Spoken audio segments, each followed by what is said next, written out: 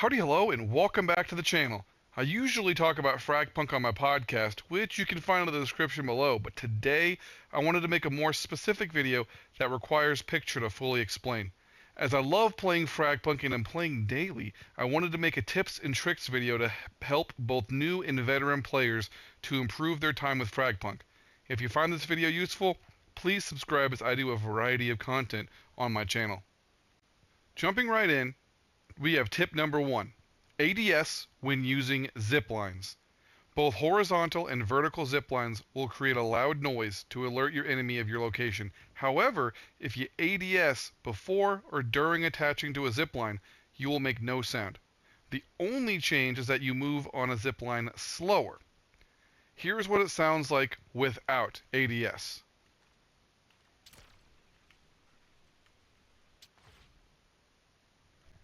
And here is what it sounds like with ADS.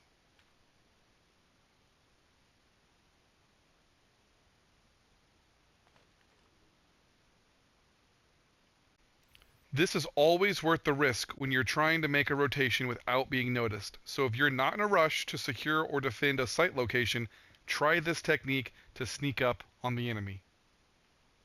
Number 2, communicate with your team. Communication is absolutely critical when it comes to winning Shard Clash, Gear Up, Blitz Ballet, and ranked matches. Not as much in Deathmatch, but it's always a good idea to be friendly on mics and work together to win the game. If you can happen to squad with a few other players or coordinate a full 5-stack, that could be all the difference to determine the winner. Number 3, share shard points. Going hand in hand with my last point, sharing shard points is critical. The right card can win a round and swing the match in your favor.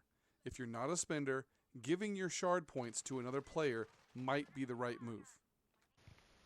Number 4, find a relic that fits your playstyle. The relics are located on the Shard Card tab and have many different benefits.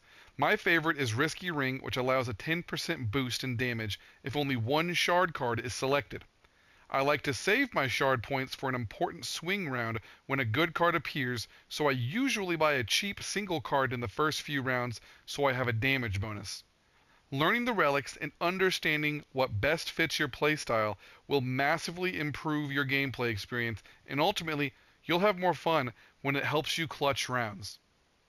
And number 5, learn certain cards.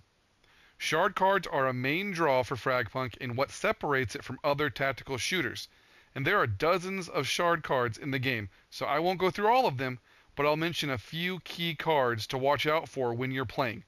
These can win rounds and are always worth pulling if you can manage it. Pull the plug. Disable all shard cards this round. Do not buy additional shard cards if this is in the round, as you will be losing shard points if this card is activated. This is for both attacking and defending sides. Hot potato. Carrying the converter for too long causes continuous damage. This is best used on defense so the opposing team cannot hold the bomb continuously and forces them to either fast plant or drop the bomb in a potentially good area to guard.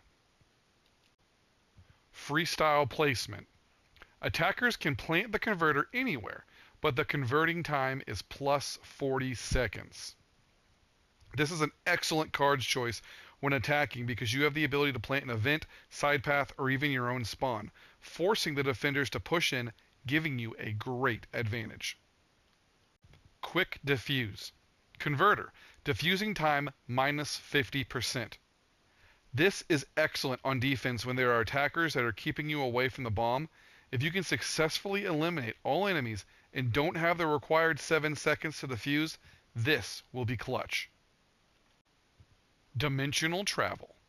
All players can travel between two worlds. Players in each world are invisible to each other. This is a wild card I am adding mostly for fun, but also because it adds a level of strategy. You can hear footsteps and interactions in both dimensions at all times, but you have to manually enter and exit each dimension.